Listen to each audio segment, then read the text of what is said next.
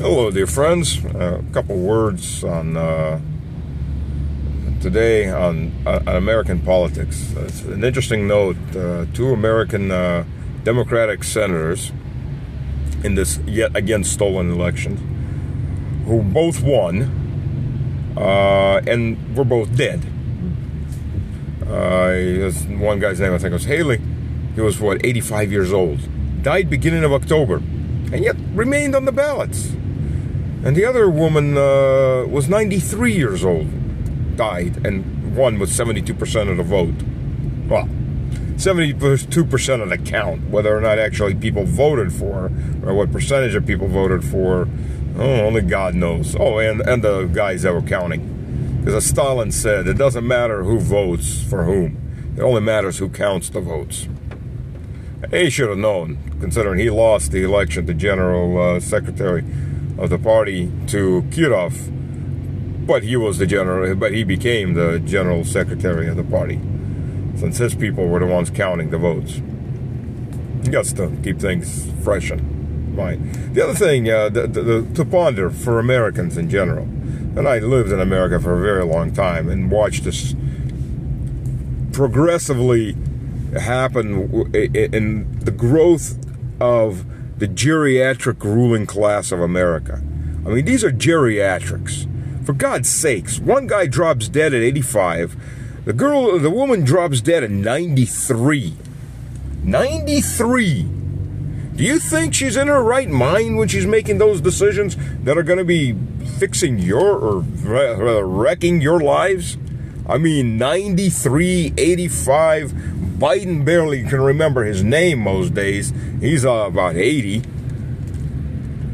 I mean, this isn't even my generation that are in much better health and much better cognitive health at our age, in our 40s and 50s, than they ever were. This is that generation, the one that, just because they're alive doesn't mean anything else upstairs is still working. For God's sakes. I mean, Kamala Harris at 56 is the little girl in this outfit.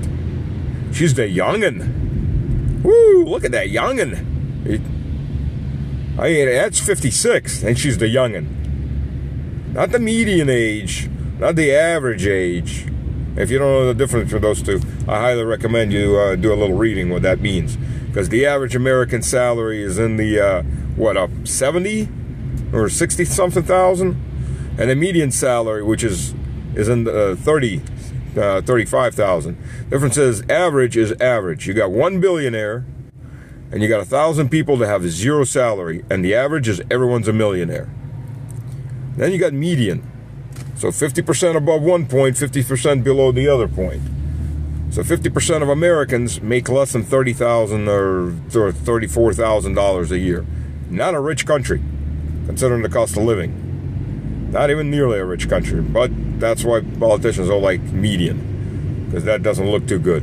They like to have their billionaire friends whack that average right on up there, and then sell you, the peons, all kinds of BS to keep you thinking you're rich. You're not.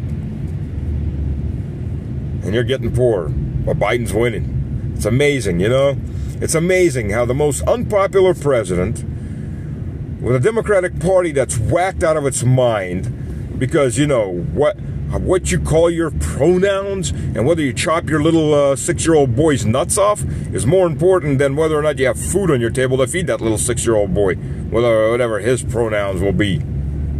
Mine are fuck, and fucked. That should be America's actually, fuck and fucked.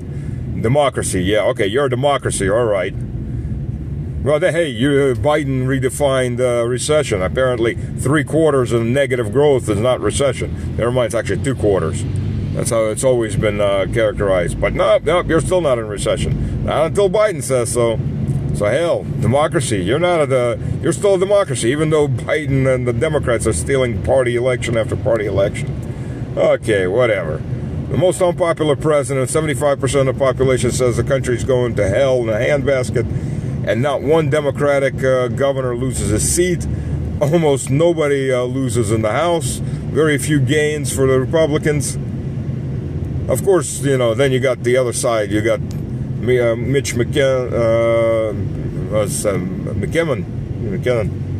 the other GOP heavyweights that really don't want any competition, they're hand in hand with the Democrats. They don't want anybody with actual conservatives. But yeah, you're a democracy.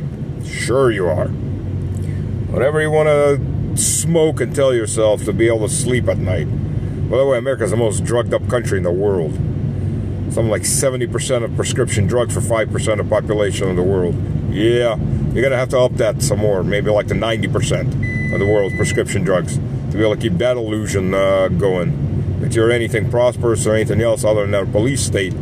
A police state where the government does whatever the hell it wants, doesn't give a damn about your votes, cheats, steals, like any good third world, hell, Latin American dictatorship. I got somebody to copy from. Plenty of them. Anyways, thoughts on the issue.